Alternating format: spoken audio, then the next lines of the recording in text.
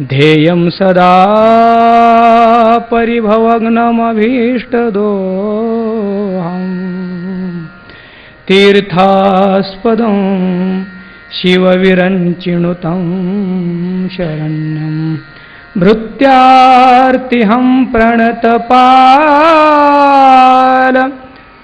भवाब्धिपोतं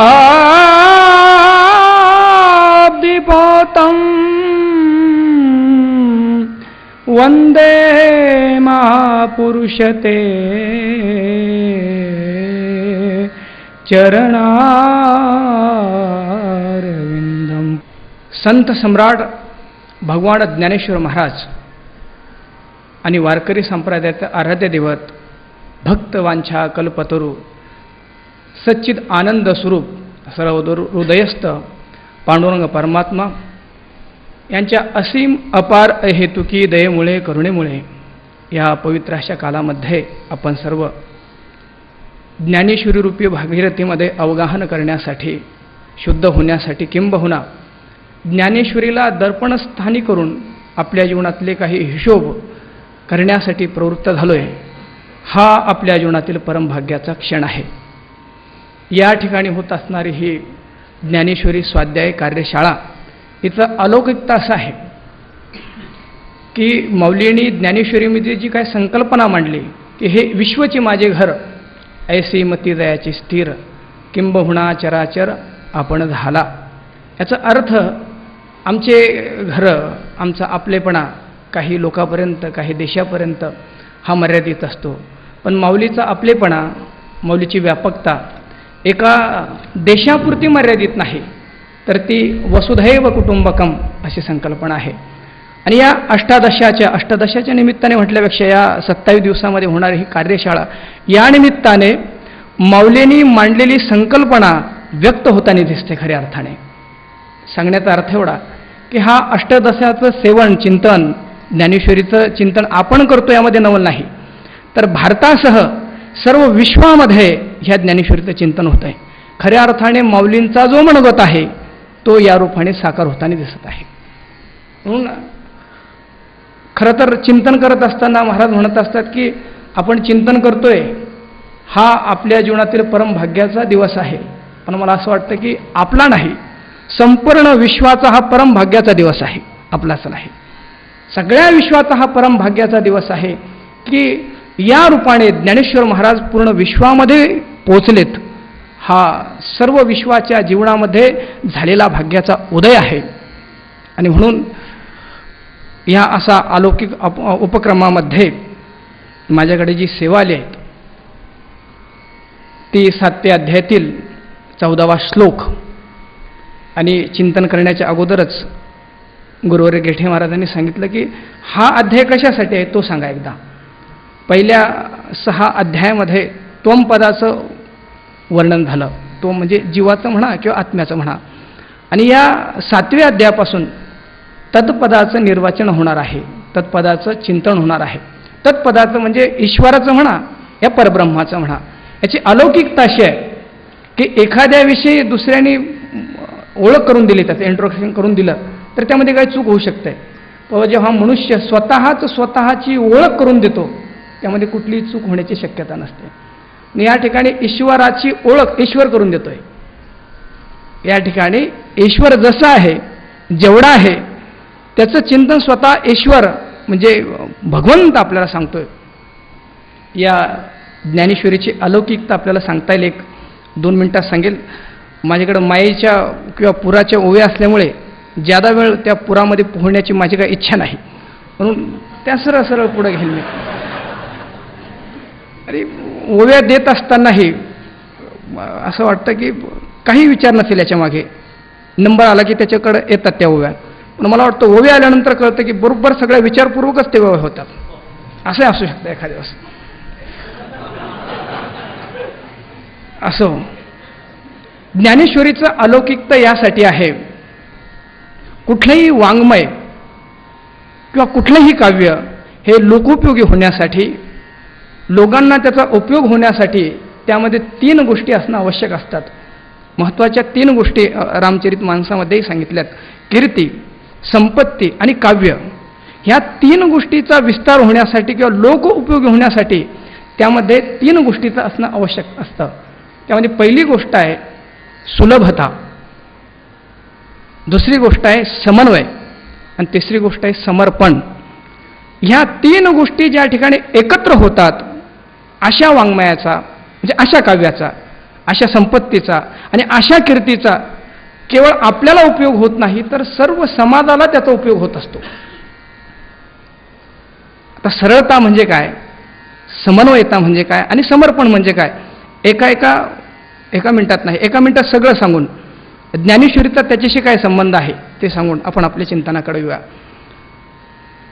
या चिंतन सांगण्यासाठी गंगेचं उदाहरण दिलं. गंगा ही सत्यलोकामध्ये ब्रह्मदेवाच्या कमंडलूमध्ये होते तोपर्यंत ती सगळ्यांना दुर्लभ होते. मग तिथून ती गंगा कैलासामध्ये आली, गंगोत्रीला आले आणि गंगोत्रीला आल्यानंतरही सगळ्यांना कुठं ती सुलभ व्हायला लागली. जे कोणी मोठ्या धैर्याने त्या गंगोत्रीपर्यंत जातात त्यांना ती प्राप्त होते, पण सगळ्यांना नाही.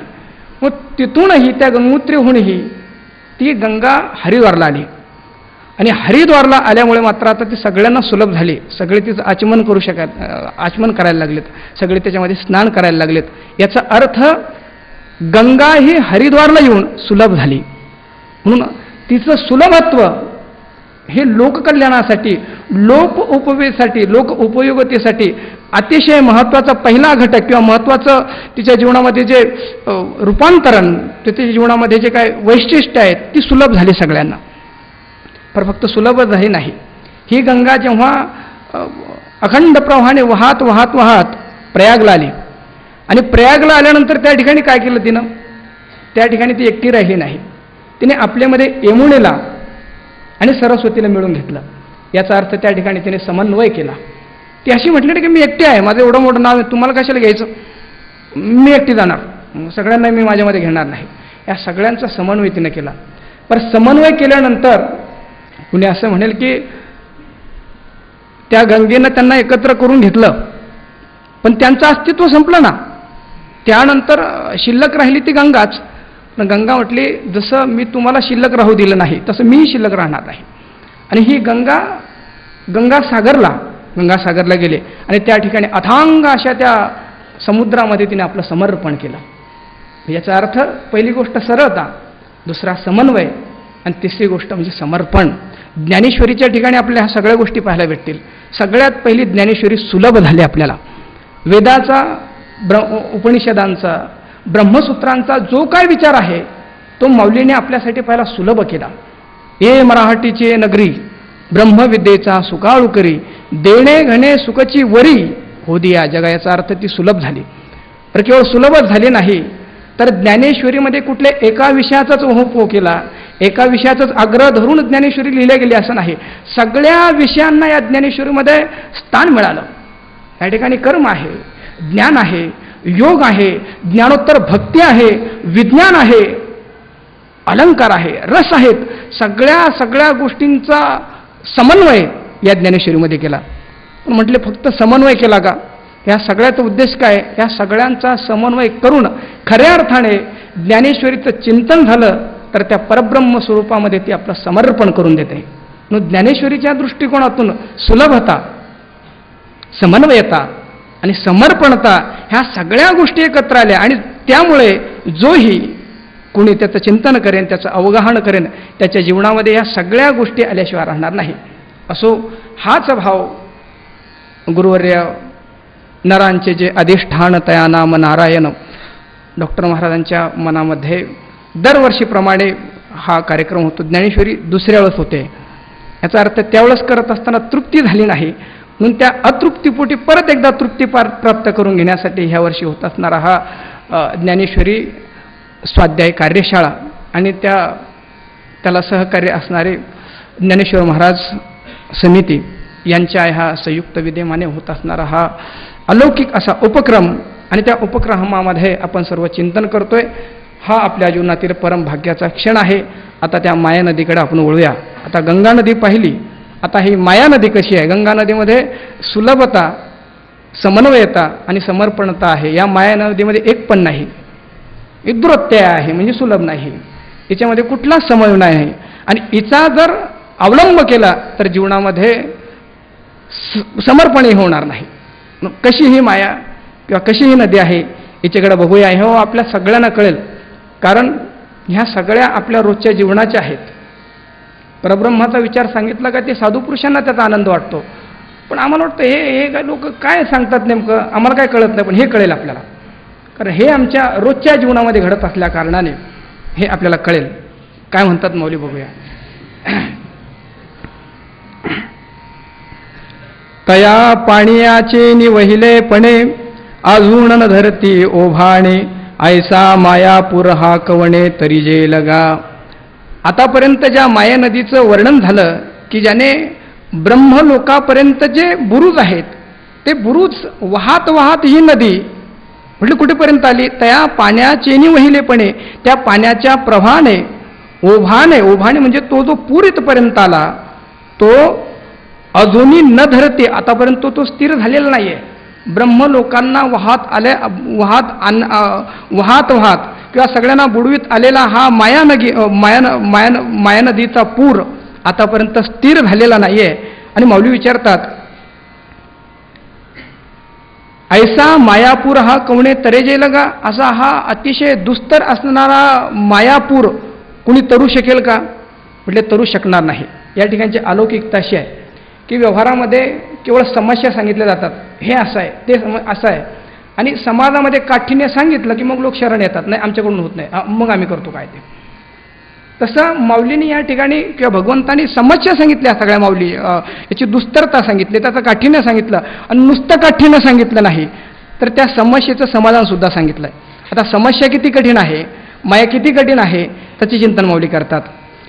येथे एक नवलाव जो जो गिजे तरुणो पाव तो अपाव होय ते ऐक. या माया नदीचं वैशिष्ट्य असं आहे की या ठिकाणी जो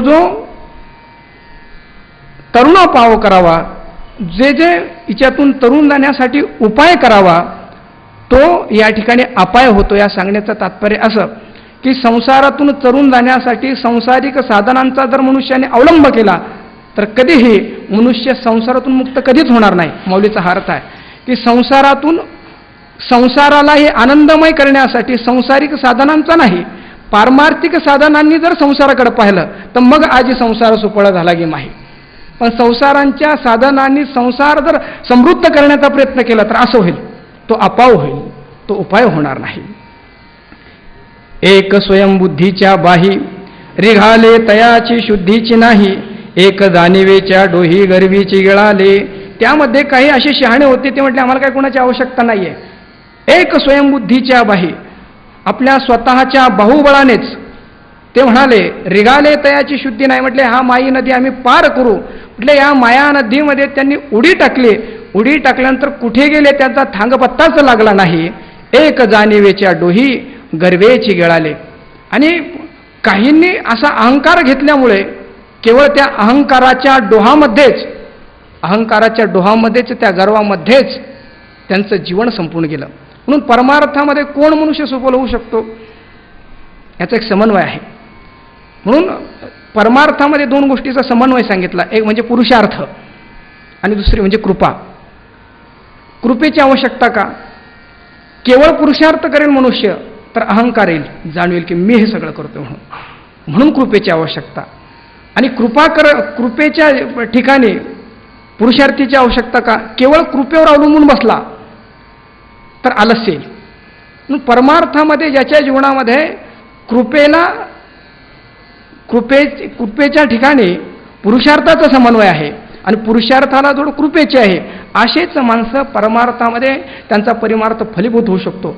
केवळ कृपेवर आधारित राहणारी माणसं अशी माणसं आळशी म्हणतील, आणि केवळ पुरुषार्थाने आपल्या जीवनामध्ये काही संपादन करणारी माणसं अशी माणसं अहंकारी बनतील. केवळ पुरुषार्थाने आपल्या जीवनामध्ये काही संपादन करण्यासाठी निघाल्या माणसांची ही स्थिती होते. एक जाणिवेच्या डोही गर्वेची गोळ्या, जाणीव प्राप्त झाली. अक्षरे आणि ती अंगाशी जाणीव, इच्छा ते गौरव पूज्य व्हावे, अशा प्रकारची जाणीव त्यांच्या जीवनात निर्माण झाली. एक वेदत्रयाची या सांगडी, घेतल्या अहमभावाची या धोंडी, ते मदमिनाच्या तोंडी सगळेची गेले. मुळामध्ये सगळ्यामध्ये कल्याणाचं जर वाङ्मय कुठलं असेल तर ते वेद आहे. 16 अध्यायामध्ये माऊली लिहितात की अहितापासून काढिती, हित देऊनी वाढविती, नाही श्रुती परोती माऊली जगा. या ठिकाणी बघा ज्ञानेश्वर महाराज म्हणतात एक वेदत्रयाची सांगडी. काहींनी असं केलं की ऋक यजु साम रूपी हे जे वेदत्रय आहेत त्यांची नौका तयार केली आणि मग सगळ्यांना वाटलं की नाही इतर लोक त्याच्यातून ह्या मायनेतून पार झाले नाहीत, पण ज्यांनी वेदत्रयाची सांगडी केली, वेदाचे नाव केले असे मात्र निश्चित निघून जातील. पण माऊली म्हटले असं जरी झालं तरी एक चूक मात्र मध्ये केली. काय चूक केली? घेतल्या अहंभावाची या धोंडी आणि त्या नावेमध्ये अहंकार रूपी दगड भरलेत. खरं तर त्या नावेचं काम असं होतं की तो पार झाला असता नावेनं त्याला. आता या ठिकाणी नावेचा दोष नाही, त्याने टाकलेल्या दगडांचा दोष आहे. म्हणून माऊली म्हणतात की घेतल्या अहंभावाची या धोंडी, ते मदमिनीच्या तोंडी सगळेच गेले. ते मदरूपी, मद म्हणजे माझ्याशिवाय कोण मोठा आहे, माझ्यापेक्षा कोण शहाणा आहे.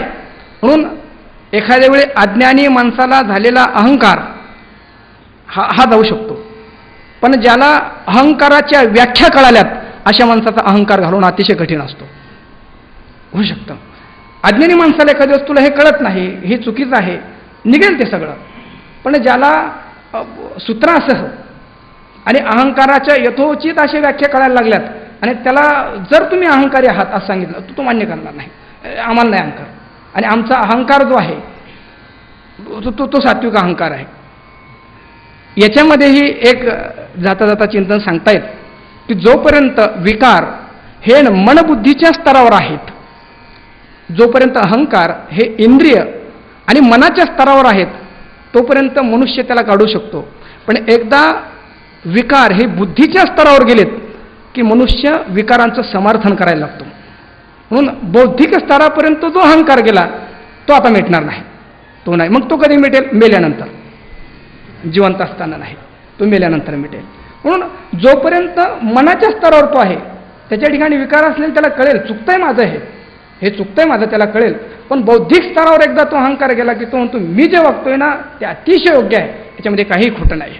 म्हणून मौली इथं लिहितात की मदमिनाच्या तोंडी सगळ्याची गेले. असा मद बौद्धिक स्तरावर जाऊन पोचलेला अहंकार आता म्हटले हे सगळेचे गेले, सगळेचे गेले.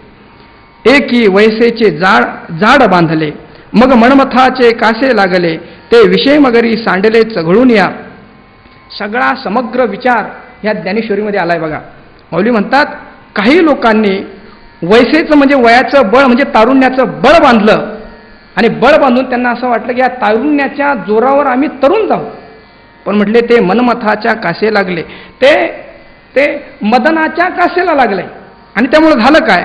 ते विषय मगरी सांडिले चघळून. विषयांचा भोग घेता घेता सर्व इंद्रियाणाम जरंती तेजाहा, सगळ्या इंद्रियांचं तेज निघून गेलं. विषय मगरी सांडिले चघळून या. मध्ये असाही एक विचार आपल्याकडे आला होता, इथं काय सांगण्याची गरज नाही, पण केवळ तारुण्याच्या रूपाने विषय भोगाच्या दृष्टिकोनातून समाधीपर्यंत जाता येतं असाही विचार आपल्याकडे एक आला. मला वाटतं त्याचे पुस्तकही बाजारामध्ये प्रसिद्ध असेल. पण माऊली त्यांना सांगतात की ह्या रूपाने समाधीपर्यंत तुम्ही जाणारे जात जरी असाल तर ते विषय मगरी सांडिले चघळून या. चघळून या संपलं. त्यांचं जीवनामध्ये जीवनाचे सगळे हेतू त्यांचे हरून गेलेत. त्यानंतर सांगतात आता वार्धक्याच्या तरंगा, माझी मतिभ्रंशाचा झरंगा, ते कवळी जता ती पैगा चौकडे. तारुण्य निघून गेलं आणि एक यात्रा आहे, जीवनाची सुद्धा यात्रा आहे. तारुण्य गेलं की नको असलेलं वार्धक्य येतं, कोणाला नको असतं ते, पण ते तरी येतं. आणि आल्यानंतर करतं काय म्हटले ते, आता वार्धक्याच्या तरंगा माझी, ह्या वार्धक्याच्या तरंगामध्ये म्हणजे लाटामध्ये मतिभ्रंशांचा जरंगा. मतिभ्रंशाचा म्हणजे बुद्धीमध्ये जो भ्रम निर्माण झाला तेच कुणी जाळं आहे. म्हणून म्हातारपणामध्ये माणसं आपण त्यांच्याकडे जातो, का हो बाबा ओळखलं का मला, तो खंडू आहे, मी नाही ओळखलं तुला, मी नाही ओळखलं. बुद्धी मतिभ्रंशाचा जरंगा. म्हातारपणी जास्तीत जास्त जर काय होत असेल तर बुद्धिभ्रंश होतो, म्हातारपणी नाही ओळखीत तो कोणाला. तेने कवळी जाता ती पैगा चहूकडे, असा जो भ्रम, अशा ज्या चिंता याने तो सगळीकडून घेरल्या जातो. बालपण गेले नेणता, तारुण्य दशे विषय व्यथा, वृद्धपणे प्रवर्तली चिंता, आणि मरे मागुता जन्मधरी अशी त्याची स्थिती होते. आणि शोकाचा कडा उपडत, क्रोधाच्या आवर्ती दाटत, अपदागिधी अचुंबितत धवला ठाई. जीवनामध्ये एक दुष्टचक्र कसं निर्माण होतं त्याचा विचार माऊली सांगतात की केवळ हा विचार जो आहे, ज्यांनी केवळ भौतिक साधनांनी आपल्या जीवनामध्ये तृप्ती प्राप्त करून घेण्याचा प्रयत्न केला त्या सगळ्यांच्या जीवनाचा हा परिणाम आहे. ज्यांनी आपल्या जीवनामध्ये निरंकुशा तृप्ती, खऱ्या आनंदाच्या प्राप्तीसाठी भौतिक साधनांचा अवलंब केला आणि भौतिक साधनांचा अवलंब करत करत जे माणसं आपल्या जीवन व्यथित केलं, अशा सगळ्या माणसांची जीवन व्यथा आहे. अशा सगळ्या माणसांची आता वृद्धापकाळामध्ये झालं काय, आणि शोकाचा कडा उपडत, त्यानंतर शोकरूपी ज्या कडा आहेत त्या कडाला ते आदळतात आणि आदळल्यामुळं क्रोधाच्या आवर्ती दाटत, क्रोधाच्या भोवऱ्यामध्ये ते अडकले जातात आणि उधवला ठाई अपदागिधी अचुंबित. आणि कधी कधी या शोकामधून क्रोधामधून वर जरी यायचा प्रयत्न त्यांनी केला की अपदारूपी गिधाड त्यांच्या डोक्यावरून टोचा मारतात. म्हणून सर्व सुखाची आशा जन्म गेला, मुक्तिक्षण यत्न नाही केला, हिंडता जीव क्षीण पायवाला आणि मायावेष्टीला जीव माझा. कधी संसारामध्ये दुःखाचे क्षण, सुखाचे क्षण, जेव्हा कधी सुखाचे क्षण येतात त्याला दुःखाची कधी नजर लागेल याचा काही भरोसा नाही, ते सांगतात. आता यापेक्षा थोडे उच्च अधिकाऱ्याचे, हे खालचे माणसं, याच्यापेक्षा उच्च अधिकाऱ्याचे थोडे विषयी माणसं त्यांचा विचार सांगतात. नाही, अजून एक आहे.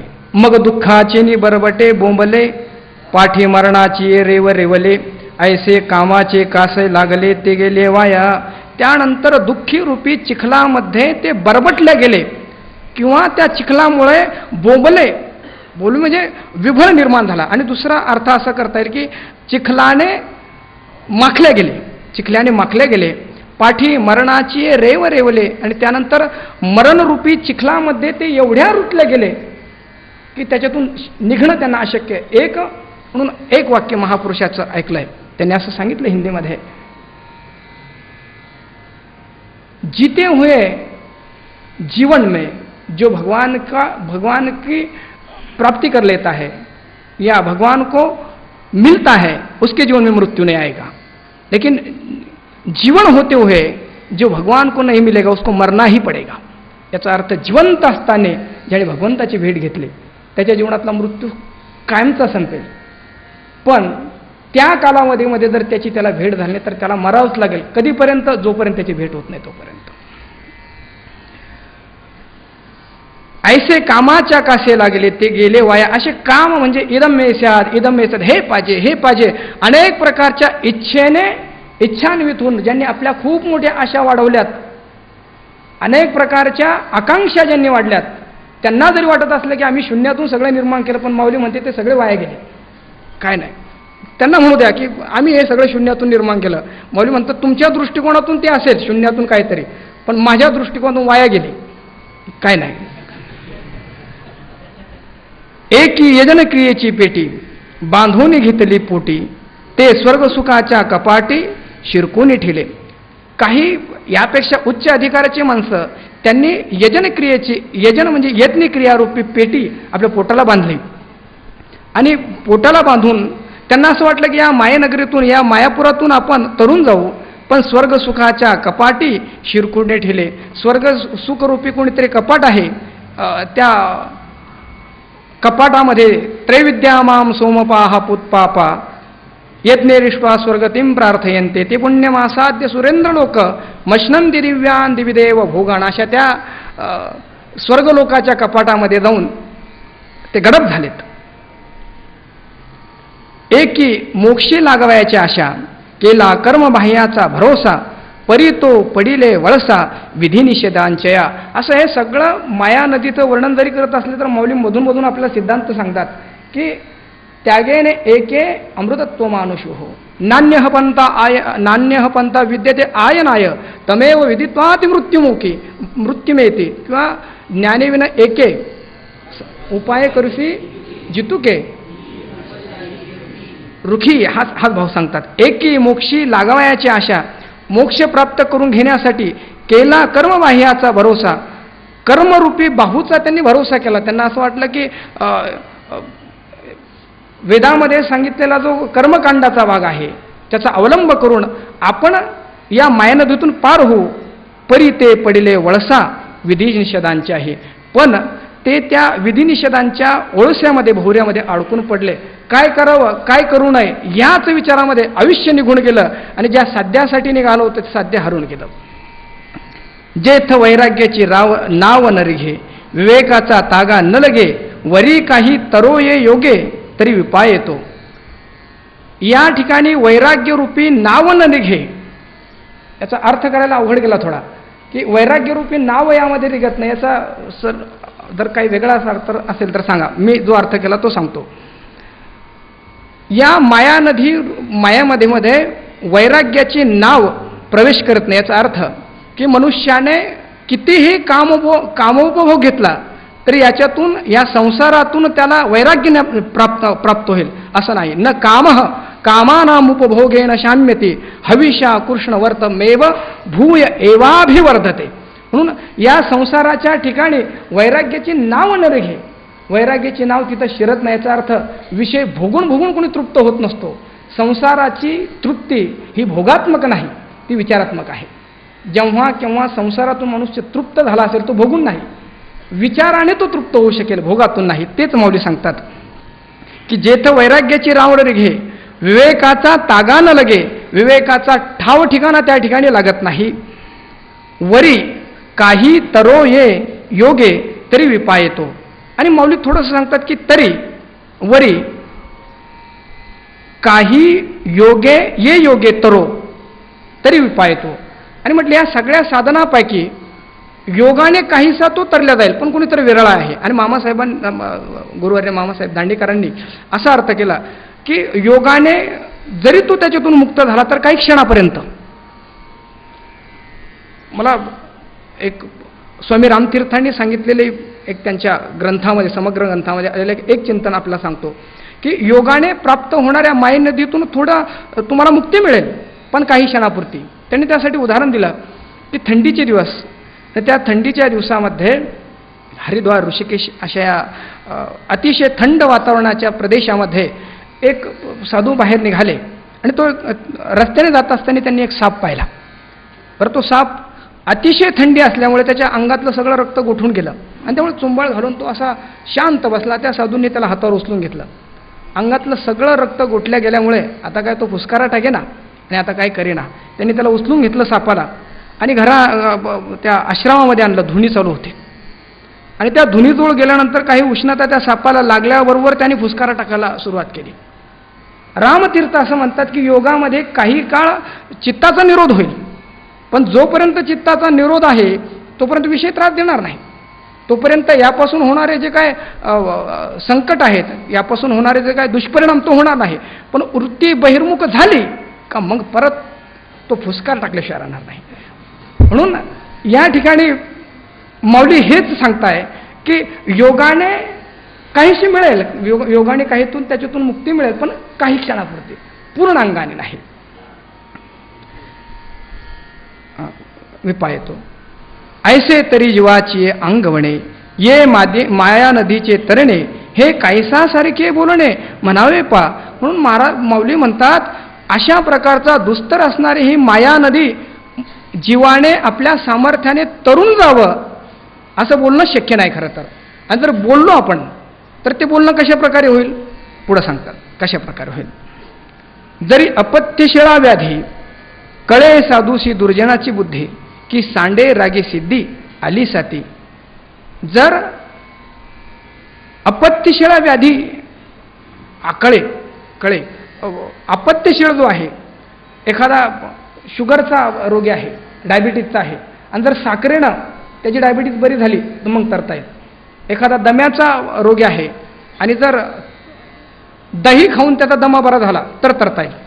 मुली हे सांगतात की जरी अपत्यशिळा व्याधी, अपथ्य करणारा, खाण्यास अयोग्य जे आहे, त्याच्या प्रकृतीला जे अयोग्य आहे ते खाऊन जर व्याधी आकळता येईल, किंवा साधूशी दुर्जनाची बुद्धी कळे, साधूला दुर्जनाची बुद्धी कळणार नाही. याचं कारण असं आहे की साधूच्या जीवनामध्ये आलेला सदाचार तो फक्त त्याच्यापुरता मर्यादित राहत नाही. ज्याच्याकडं तो पाहिल त्याच्या दृष्टिकोनातून तो सगळा सदाचारी, त्याच्या दृष्टिकोनातून दुर्जनाला जागाच नाही. म्हणून खऱ्या अर्थाने दुर्जन कळून घेण्यासाठी थोडं दुर्जन अगोदर व्हावं लागतं किंवा ते काही अंश आपल्यामध्ये असावे लागतात, तेव्हा दुर्जन कळेल. साधूला काय कळेल? दुर्जनाची ओळखच नाही, त्या अवगुणांचं स्थानच हृदयामध्ये नसल्यामुळे साधूला दुर्जनाची बुद्धी कळत नाही. की रागी सांडी सिद्धी आली साती, की आली साती सिद्धी रागी सांडी, किंवा प्राप्त झालेली सिद्धी म्हणजे वैभव एखादा आसक्तिवान पुरुष सांडेल का? त्याचा अर्थ नाही सांडणार. जरी चोरा सभा दाटे अथवा मिनागळू घुटे ना तरी भेडा उलटे विवसी दरी. जर चोरा सभा दाटे, न्यायाधीश माणसं हे जर चोराला घाबरायला लागतील, सरळ सरळ, अथवा मिनागळू घोटे अथवा माशीला जर गळ घोटला गेला, ना तरी भेडा उलटे विवसी दरी, आणि एखाद्या भ्याड माणसांनी आलेलं पिसाच उलटून लावलं, किंवा अजून पुढे सांगतात माऊली, पाडस वागूर करांडी का मुंगी मिरू ओलांडी तरी मायेची पैलथिडी देखती जीव. माऊली म्हणतात पाडस, हरणीचं पाडस जे आहेत ते वागूर म्हणजे जाळ्याला जर करंडून टाकेल, किंवा मुंगी ही मेरू पर्वताचं उल्लंघन करेल. जर असं काही जर घडलं, हे न घडणार आहे, असं जर घडलं तरी मायेची पहिली थडी देखती जीव. मायेचं पहिलं थडी म्हणजे त्यानंतर परब्रह्म परमात्म्याच्या स्वरूपाला ते प्राप्त होऊ शकतील. म्हणून या पंडुसुता जैसी सकामा न जिनवेची वनिता टीव्ही मायामय हे सरिता न तरवे जीवा. माऊलीची अलौकिकता अशी आहे, त्यांच्या सिद्धांताचं चिंतन केलं तर आत्मसाक्षात्कार होईल, आणि त्यांच्या दृष्टांताचं चिंतन केलं तर संसार व्यवस्थित होईल. मला अधिकार नाही हे सगळं सांगण्यासाठी, खूप मोठं चिंतन करता येईल याच्यामध्ये.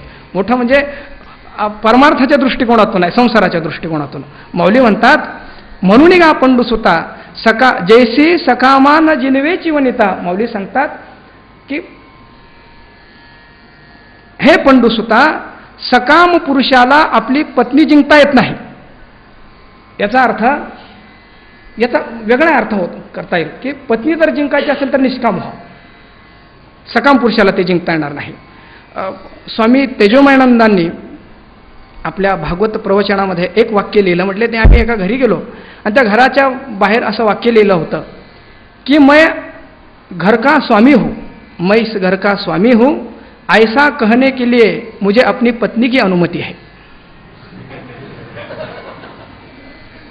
सकामान जिनवेची वनिता, हा सगळा प्रकार इथं ओव्यांचं चिंतन करायचं, त्यामुळे अधिक विस्तारात न जाता पुढे. म्हणून का पंडुसुता तैसे सकामान जिनवेची, विषयासक्त मनुष्याला त्याची पत्नी नाही जिंकता येणार. मग माऊलीचा याच्या विरुद्ध असं की जर जिंकायचे असेल तर निष्काम व्हा, सकामाला ती जिंकता येणार नाही. तेवी मायामय हे सरिता न तरवी जीवा. त्याप्रमाणे ही मायामय, मायेचं आधिक्य प्राबल्य असणारी ही सरिता नदी जीवाला तरवणार नाही.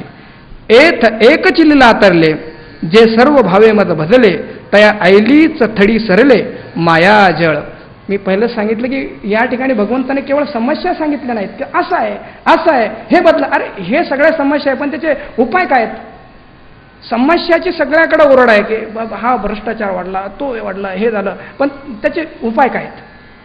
माऊली सांगतात. माऊली म्हणजे भ्रष्टाचाराचे उपाय नाही सांगितले, उपाय सांगतात की हे सगळं असणारी दुस्तर माया नदी हिच्यातून जर पार व्हायचं असेल तर त्याला एकमेव आणि एकमेव साधन मी सांगतो.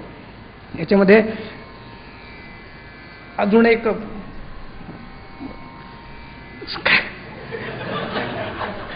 चिंतन करत असताना खाली आत्ता गेठे महाराज किंवा आम्ही सगळे उभे होतो आणि एक अष्टादशा ऐकणारेच इथं बसलेले असतील, ते आले आम्हाला म्हटले देवाला अक्कल नाही. म्हटलं देवाला कशी अक्कल नाही? हे काय अष्टादशा ऐकण्याचं वैभव असावं का? हे एवढा हे सगळं चिंतन ऐकता आणि त्याचा तुम्ही तात्पर्य काढलं की देवाला अक्कल नाही, मोठं वैभव होते का? आम्ही म्हटलं कसं अक्कल नाही? ते म्हणाले की देवाने ही माया निर्माण केली त्यांनी निर्माण, त्याचा खेळ झाला, बरं त्याची ती, आणि आम्हाला का तिचा त्रास? ते बसलेले असतील आता, त्याचे म्हटले ती मम माया. बरं तुझी माया बाबा, आम्हाला का त्याचा त्रास, काय त्रास दिला आम्हाला, एवढं याच्यात बुडवलं, याच्यातून बाहेर काढलं, काय त्याचा हेतू. हाच विचार आहे का महात्म्यांना विचारला असता त्याने, त्यांना म्हटलं की हा सगळा प्रकार कसा की भगवंताचीच माया आणि मग त्याची ती माया असताना जीव त्याच्यात का मोहित होतो. त्यांनी अतिशय मार्मिक असं उत्तर दिलं. हे आपल्या दृष्टीनं आपल्याला पटेल की नाही मला माहीत नाही, पण ते अतिशय उच्च कोटीचे महात्मे. त्यांना जाऊन आम्ही विचारलं, त्यांना विचारलं महाराज हे असं कसं. त्यांनी एक सांगितलं, ह्या जगताचा कर्ता कोण आहे. त्यांनी सांगितलं कर्ता म्हणजे पहिलं काय सांगा. तर कर्त्याची असं सूत्र आहे, स्वतंत्र कर्ता. जो स्वतंत्र आहे त्याला कर्ता असं म्हणतात. म्हणजे या जगताचा कर्ता हा ईश्वर आहे. हे सगळं त्या ईश्वराने निर्माण केलं, पण आहे तो कर्ता, आणि तो कर्ता असताना त्या सगळ्या जगताचं कर्तृत्व आम्ही आमच्याकडे घेतो. मुळा अर्थाने ईश्वराची जी सत्ता आहे त्या सत्तेचा अवलंब ज्यांनी केला त्यांच्या जीवनात नाही आहे दुःख. म्हणून त्यांनी अखंडानंदांच्या सान्निध्यात राहिले. त्यांनी सांगितलं जीवनात एक विचार असावा, एक तर तूच तू आहेस किंवा मीच मी आहे. तूच तू हा विचार जर असेल तर हा भक्तीचा विचार असेल, आणि मीचा सगळा जर विस्तार असेल तर तो तत्वज्ञानाचा विस्तार असा. आम्ही तूच तू म्हणत नाही आणि मीच मी म्हणत नाही, मी म्हणतो आणि माझ्या संबंधीने माझं म्हणतो, आणि माझं म्हणून पदार्थ दुःख देत नाही. पदार्थाच्या संदर्भामध्ये किंवा पदार्थाच्या प्रती असणारी जी आसक्ती आहे ती दुःख देते. म्हणून देवाची अक्कल काढल्यापेक्षा आपली अक्कल पहिले घ्यावं की कुठल्या वस्तूला आपण आपलं आपलं म्हणतो. आणि ज्यांना आपण आपलं म्हटलो, तुम्हाला तर उपनिषदानं सांगून ठेवलं ना, प्रियाम त्वाम रोष्यती, ज्या ज्या गोष्टी तुला अतिशय आवडतात ना त्या तुला एक दिवस रडवणार आहेत. हे शास्त्राने सांगून ठेवलं आहे. म्हणून हा सगळा विचार करण्याच्या अगोदर, देवाला रिटायर करण्याच्या अगोदर, देवाची अक्कल काढण्याच्या अगोदर एक परंपरेनं ते चिंतन केल्यानंतर त्याचे सगळे हिशोब आपल्याला कळेल. केवळ सिद्धांत कळून चालत नाही, तर सिद्धांत कुठल्या प्रक्रियेनं तो सिद्धांत सिद्ध झाला हा विचार जर जीवनात झाला तर खरं समाधान होत असतं. पुस्तकातून सिद्धांत सगळ्यांना कळेल, पण खऱ्या प्रक्रियेनं जर तो सिद्धांत कळला तर तो सिद्धांत मनुष्याला खऱ्या अर्थाने समाधानाला प्राप्त करून देईल. इथं भगवंत म्हणताय की येथे एकच लीला तरले, जे सर्व भावे मज भजले, तया ऐलीची थडी सरले मायादळ. येथे एक लिलेनं म्हणजे सहज तरले, जे सर्व भावे मज भजले, काया वाचे मने सगळ्या दृष्टिकोनातून जे मला भजले, तया ऐलीच थडी सरले माया. ऐलीचं थडी म्हणजे याची देही याची डोळा, भोगमुक्तीचं सळ. पहिलं थडी नाही, जिवंत असतानाच. अर्थात याच ओवीचा जसंच तसं रूपांतर अभंगामध्ये तुकाराम महाराजांनी केलं. म्हणून शरण जावे सर्व भावे देवासी, तो हा उतरील पार बहुदुस्तर नदीचा. त्याला शरण गेल्यानंतर या बहुदुस्तर नदीचा पार झाल्याशिवाय राहणार नाही. जया सद्गुरु तारूचे पुढे, जे अनुभवाचे कासे गाडे, जया आत्मनिवेदन तरांडे आकळले. त्या आता हा सद्गुरूंचा जो विचार आला आहे तो खरा मूळ श्लोकामध्ये नाही कुठं, पण सगळे वक्ते जे सांगतात की हे वार्तिक आहे, तसं मौलींचं हे वार्तिक आहे की जया सद्गुरु तारू पुढे, त्या भगवंतापर्यंत जाण्यासाठी कुठल्या साधनांचा त्यांनी अवलंब केला. आता याच्यातला एक बारकावा, ज्यांनी आपल्या जीवनामध्ये भौतिक साधनांचा अवलंब करून त्या तृप्तीपर्यंत जाण्याचा प्रयत्न केला, त्यांच्या जीवनातलं जी परिणिती आहे ते गेले वाया. आणि आता दुसरे साधक आहेत की ज्यांनी आपल्या जीवनामध्ये आनंदासाठी आध्यात्मिक साधनांचा अवलंब केला, त्यांच्या जीवनाची काय परिणिती आहे तो सगळा भाग इथून नंतर आहे. मौली म्हणतात की जया सद्गुरु तारू पुढे, सद्गुरु रूपी कर्णधार, सद्गुरु रूपी नावडी त्याला पुढे भेटला. जे अनुभवाचे नि कासे गाढे, त्याच्या ठिकाणी अनुभवाचे म्हणजे ब्रह्मसाक्षात्कार रूपी बळकट कास त्यांनी बांधलेले सद्गुरूने. कारण स्वामी विवेकानंदाने रामकृष्ण परमहंसाला विचारलं की ज्या देवाविषयी तुम्ही बोलतात त्याला तुम्ही पाहिलं का. रामकृष्ण परमहंस म्हटले तुला जेवढं जुळून पाहतो त्याच्यापेक्षा जुळून त्याला मी पाहिलंय. असे ते गुरु असल्यामुळे जे अनुभवाचे कासे गाडे, जया आत्मनिवेदन तरांडे आकळले. आणि त्याच्या जीवनामध्ये, साधकाच्या जीवनामध्ये आत्मनिवेदन रूपी तरांडे, आत्मनिवेदन रूपी ताफा म्हणजे आत्मनिवेदन काया वाचा मनाने समर्पित होणं हेच कोणी आत्मनिवेदन आहे. आणि असा ताफा त्याला प्राप्त झालेला आहे. जे अहमभावाचे ओझे सांडूनी, विकल्पाची या झुळका चुकवणे, अनुरागाचा निवृत्ता होणी पाणी ढाळू. अहमभावाचं जे ओझं आहे ते ओझं त्यांनी टाकलं. अहमभाव म्हणजे मी दे आहे, मी करता आहे, मी भोगता आहे, अशा प्रकारचं जे ओझं आहे ते सांडूने विकल्पाच्या झुळका चुकुणे बुद्धीच्या ठिकाणी असणाऱ्या किंवा मनाच्या ठिकाणी असणारे अनेक विकल्प नाना बुद्धीचे तरंग, नाना क्षणोक्षणी पालटता रंग, असे जे काय झुळका आहेत ते चुकवणे आणि अनुरागाचा निरुता होणे पाणी ढाळू, अनुरागाचा पाणी ढाळू निरुता होणे, अनुराग रूपी जो पाणी ढाळून जे पायउतार किंवा पाण्याची धार, निरुता म्हणजे खरोखर तो चुकून इथपर्यंत आला. जया ऐक्याच्या उतारा, बोधाचा जोडला तारा, मग निवृत्तीच्या पैलतीरा झेपावले जे. ज्यांनी आपल्या जीवनामध्ये आध्यात्मिक साधनांचा अवलंब केला त्यांच्या जीवनाला प्राप्त झालेला हा सुगंध आहे. ओली म्हणतात जया ऐक्याच्या उतारा, जीव ब्रह्म ऐक्यरूपी उतार त्यांना भेटला. उतारा शब्दाचा अर्थ नदी ओलांडून जाण्यासाठी जी काय जागा असते त्याला उतार असं म्हणतात. बोधाचा जोडला तारा आणि बोधरूपी मित्र सखा किंवा बोधरूपी अशी संधिभाग त्याला प्राप्त झाली. मग निवृत्तीच्या पैलतीरा झेपावले आणि मग निवृत्तीरूपी जे पैलतीर आहे, पलीकडते तीर आहे, त्याला ते सरसावते झाले, त्याला ते प्राप्त झाले. ते उपरतीच्या वावी सेलत, सोहम भावाचेने थावे पेलत, मग निघाले अनकळित निवृत्ती तटी. या माया नदीला पार करून घेण्यासाठी काय काय त्यांनी केलं तर ते उपरतीच्या वावी सेलत, वैराग्य, उपरती म्हणजे वैराग्याच्या वावी हाताने तो तरंगत तरंगत सोहम भावाचेने थावे पेलत, सोहम भावाच्या बळाने सोह अहम ब्रह्मास्मी अशा प्रकारच्या निधिध्यासनाने बळाने तो पोहत मग निघाले अनकळित निवृत्ती तटी. मग अनकळित निवृत्ती तटी निघाले. अशी निवृत्ती की ज्या ठिकाणी सगळे दुःखांचा उपशम होतो, सगळे दुःख ज्या ठिकाणी संपतात, अशा त्या निवृत्ती तटावर तो येऊन थांबलेला आहे. एने उपाये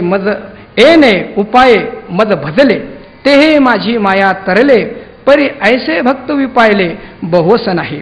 या अर्ध्या ओवीमध्ये खूप मोठा वैभवाची भाषा आहे, खूप मोठा आनंद आहे आणि अर्ध्या ओवीमध्ये खेद आहे.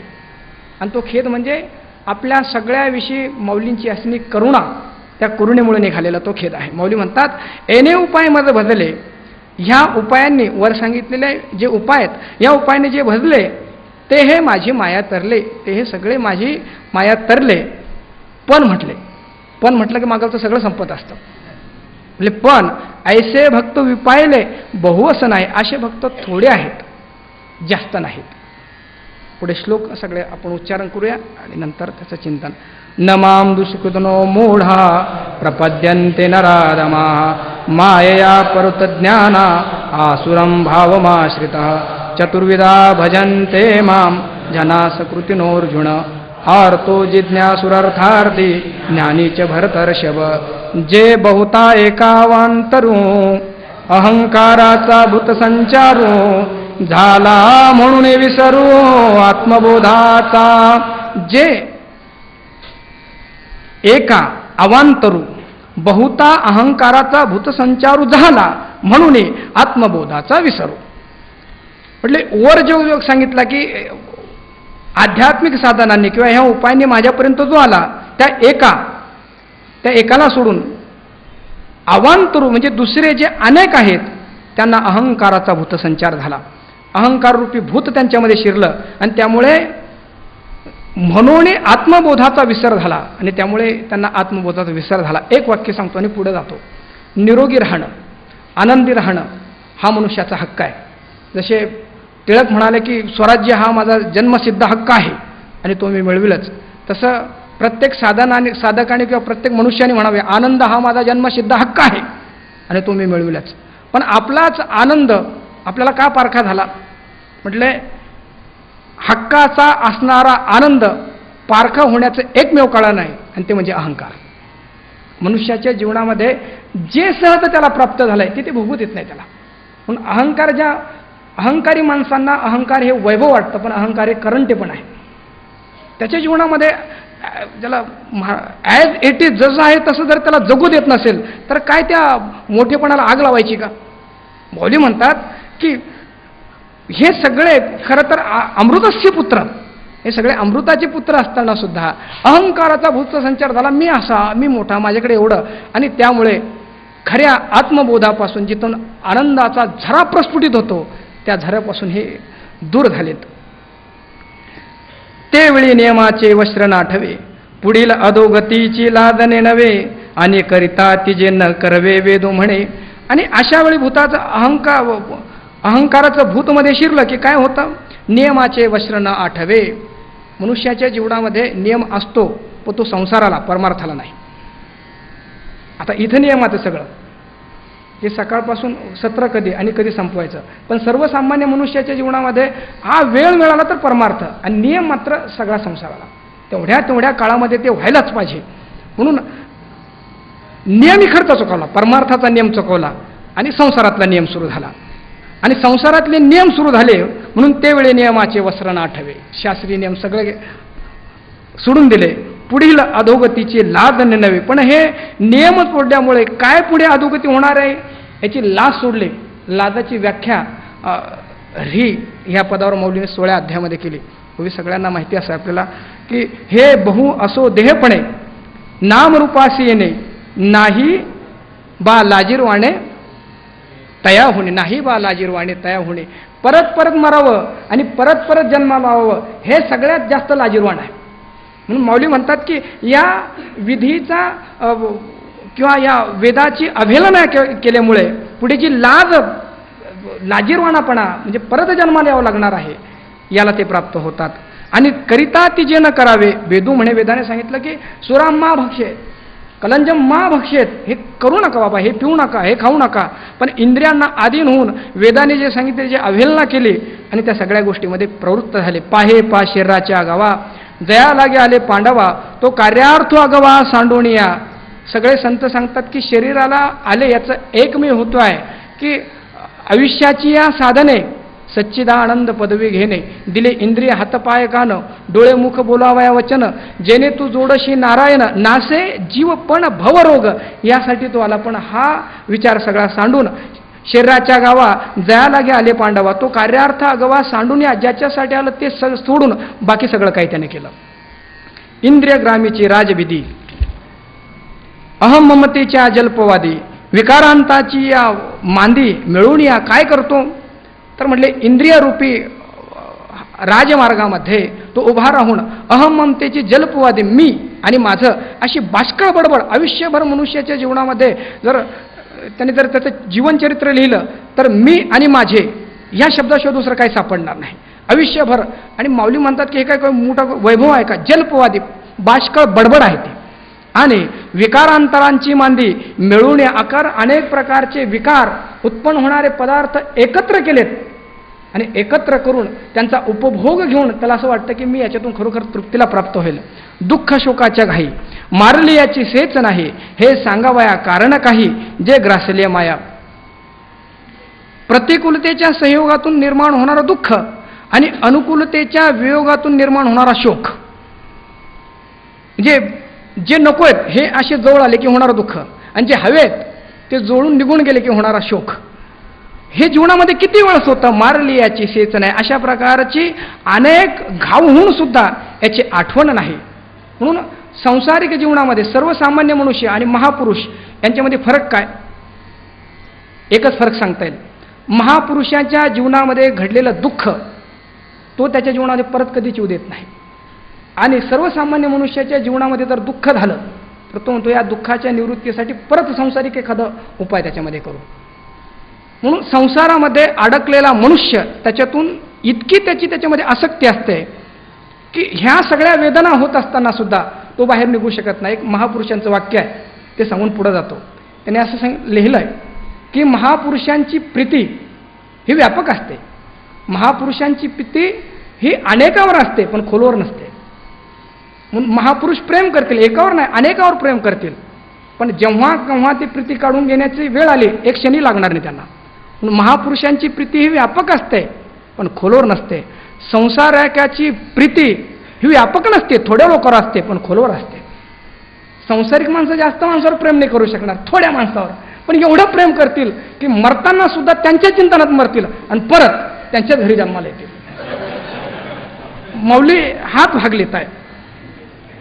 दुःख शोकाच्या घाई मारली याची सेच नाही. जे काय दुःख होत आहे, गौतम बुद्धांनी एकदा पाहिलं, एकदा मृत्यू पाहिला, एकदा जरा पाहिली, एकदा दुःख पाहिलं. आता म्हटले आता नाही होऊ देणार मी, आता नाही. एकदा हे मी पाहिलं ना, आता ह्या गोष्टी माझ्या जीवनात होणारच नाही, त्याचा मी उपाय करेन. आणि सर्वसामान्य संसारिक असेल तर एकानं सुख दिलं नाही, मग दुसरं बघूया करून काहीतरी. मारली याची सेच नाही, हे सांगावया कारण काही, जे ग्रासिले माया. म्हटले काय करावं, हे का असे वागतात, म्हणजे मायाने ग्रसित झाले. बरं माया तरी ते कोण आहे, माया सा.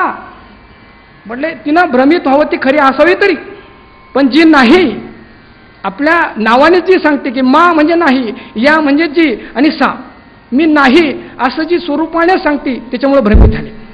म्हणजे असलेल्या पदार्थाने भ्रमित होऊ द्या, पण नसलेल्या वस्तूंनी एवढे भ्रमित झालेत. म्हणून ते माते चुकले एक चतुर्विध मद भजले, जी हे आत्महित केले वाढते गा. म्हणून ते माते चुकले, ज्यांना भूत अहंकाराचा भूतसंचार झाले ते माते चुकले. आणि एका चतुर्विध मद भजले, ऐका चतुर्विध मद भजले, 4 प्रकारचे भक्त मला भजले, जी आत्महित केले वाढते गा. ज्याने आपला आत्महित उन्नत केलं, तो पहिला अर्थू म्हणजे, दुसरा जिज्ञासू बोलीजे, तिचा अर्थार्थी जाणीजे. ज्ञानी या चौथा पहिला अर्थभक्त आहे, दुसरा जिज्ञासू आहे, तिसरा अर्थार्थी आहे, आणि चौथा ज्ञानी आहे. तेषां ज्ञानी नित्युक्त एक भक्तिर्विशिष्यते, प्रियो हि ज्ञानिनोत्यर्थ महं. तेथ अर्थू तो आरतीचे निव्याजे, जिज्ञासू तो जाणावया लागी भजे, तिजेन तेने इच्छिजे अर्थसिद्धी. त्या ठिकाणी अर्थ जो भक्त आहे, आरतीचे निव्याजे म्हणजे दुःखामुळे तो भगवंताचं स्मरण करतो. यासाठी बघा माऊलीची वैभव असं आहे की ह्या सगळ्या एक एक भक्तांच्या कथा जर तुम्हाला पाहिजे तर भागवताचं 1 दिवसाचं सत्र होईल, पूर्ण 3 तास कथा. मौली हा सगळा भाग एका ओळीमध्ये आणतात. दीनान दुःख हरण देव, दीनान दुःख हरण देव, संतन सुख कारी, दीनान दुःख हरण देव. तेथ अर्थ तो आरतीची निव्याजे. हा त्याचा कबीरदासांनी नाही, तुलसीदासांनी पण नाही, सुरदासांनी केलेला अन्वय आहे. तेथ अर्थू तो आरतीची निव्याजे, जिज्ञासू तो जाणावया लागे. ज्ञातूम इच्छा, जिज्ञासा जाणण्यासाठी एक त्यांची भजन करतात. तिजे तेने इच्छिजे अर्थसिद्धी. आणि तिसरा द्रव्य प्राप्तीसाठी म्हणजे ध्रुवादिक हे जे आहेत त्याची द्रव्य प्राप्तीसाठी सेवा करतात. मग चौथी याच्या ठाई काहीच करणे नाही, म्हणून भक्तू एकू पाही. ज्ञानिया जो. ज्ञानेश्वरीमध्ये पाहण्याच्या अगोदर या ओवीचा अर्थ बाहेर शिकत असताना साधकामध्ये खूप वेगळ्या अर्थाने यायचा की चौथी याची आठाई आणि काहीच करणे नाही. म्हणजे काहीच करणे नाही म्हणजे काय, 4 वर्षे पूर्ण झाले की मग खायचं आणि नुसतं झोपायचं, काहीच करणे नाही. पण माऊलीचा तसा भाव नाही की मग चौथी याच्या ठाई काहीच करणे नाही. ज्याने जो भक्ती आहे त्याच्या ठिकाणी काहीच करणे नाही. म्हणून ज्ञानिया जो, म्हणून भक्तू एकुपाही. ज्ञानिया जो, या ठिकाणी वारकरी संप्रदायाचं वैभव आपल्याला पाहायला भेटेल. माऊली म्हणतात म्हणून ज्ञानिया जो भक्तू एकुपाही. खऱ्या अर्थाने जो ज्ञानी आहे तोच खरा भक्त आहे. म्हणून एक मोठ्यांचं वाक्य ऐकलंय, ते सांगून पुढे जातो. वारकरी संप्रदाय हा ज्ञान प्राप्तीसाठी किंवा बोध प्राप्तीसाठी निघालेला संप्रदाय नाही, तर ब्रह्मानुभूतीनंतरही ब्रह्माचा उपभोग घेण्यासाठी निघालेला हा संप्रदाय आहे. म्हणून वेदांतालाही पूर्वपक्षामध्ये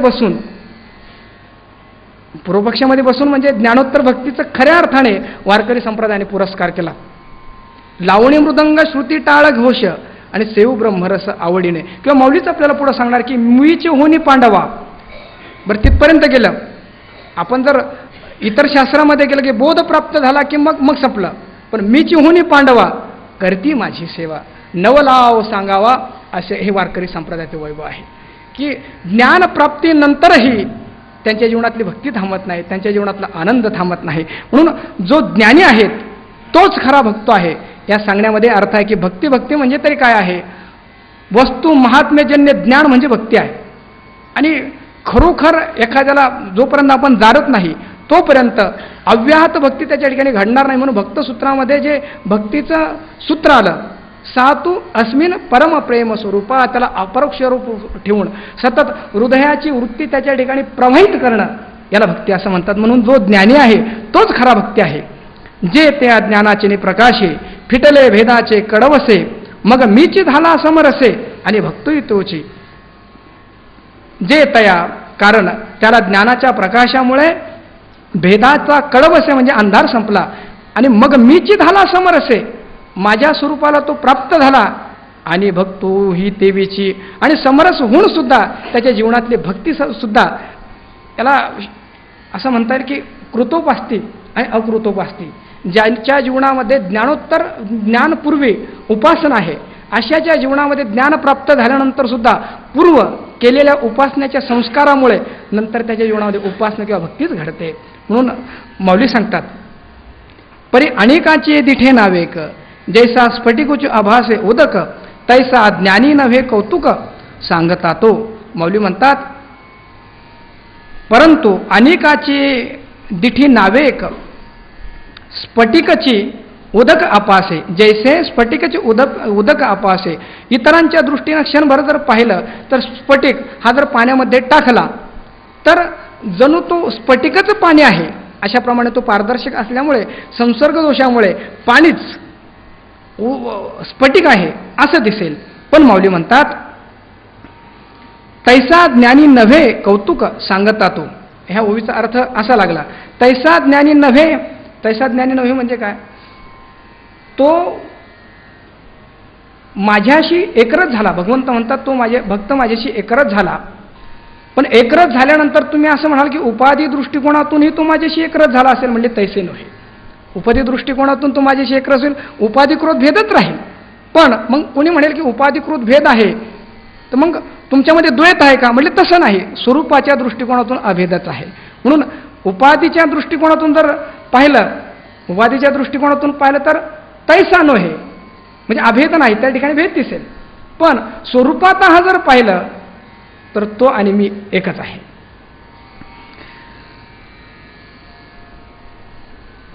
जैसा वारा का गगणी विरे, मग वारे पण वेगळे नुरे, तेवी भक्त हे पैज नसरे जरी ऐक्याला. ज्याप्रमाणे कार्यरूप असणारा वारा नाही,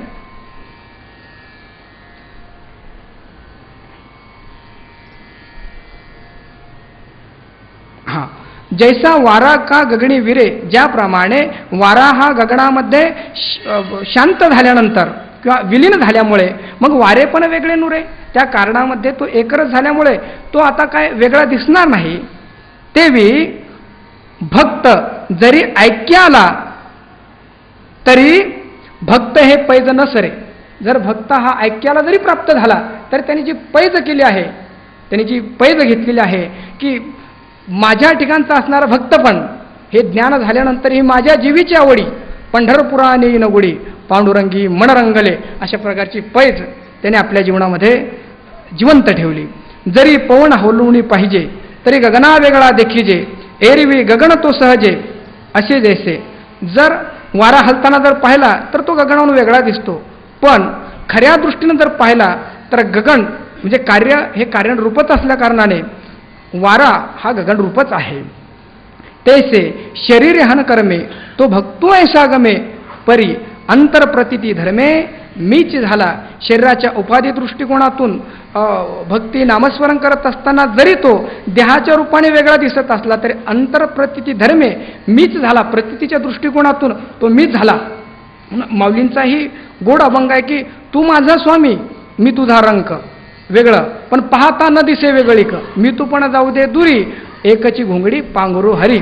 आणि ज्ञानाचे उजळलेपणे मी आत्मा ऐसे तो जाणे, म्हणून मीही तैसेची म्हणे ओचंबळला साता. म्हणून ज्ञानाच्या उजाडामध्ये किंवा ज्ञानाच्या उदयाने तो मी ब्रह्म आहे असं जेव्हा म्हणायला लागतो, माऊली म्हणतात, भगवंत म्हणतात प्रेम एकतर्फी नाही. तो जेव्हा मला म्हणतो की तू माझा आहे, तेव्हा मी सुद्धा म्हणतोय की ज्ञानी त्वात्मैव मते, म्हणजे ज्ञानी हा माझा आत्मा आहे. आणि ते उत्साहाने हा गा जीवा पहिलीकडीले खुने, जो पाहुणी वावरो जाणे, तो देहाचे वेगळेपणे काय वेगळा होय. मौली सांगतात, अजून काय सांगावं. जीवा पलीकडील खुणे, जीवदशेच्या पलीकडे असणारी जीव ब्रह्मात्म्याची जी खूण आहे त्या खुणीला प्राप्त होऊन सुद्धा जो पाहुणे, जो वावरो जाणे, ज्याला त्या ज्ञानाला प्राप्त झाल्यानंतरही ज्ञानोत्तर भक्तीचा व्यवहार त्याच्या जीवनामध्ये घडतो, तो देहाचिनी वेगळेपणे काय वेगळा होय. भक्त्यर्थम कल्पितम द्वैतम अद्वैतादपि सुंदरम, अभेदून भेद राखील लांगी, वाढावया जगी प्रेम सुख. अशा दृष्टिकोनातून अभेदाला प्राप्त होऊन किंचित कल्पित भेद ठेवला आणि भक्तीचा व्यवहार जरी द्वैतात दिसत असला तरी तो काय माझ्याहून वेगळा आहे का? सगळे उत्तर देतील नाही.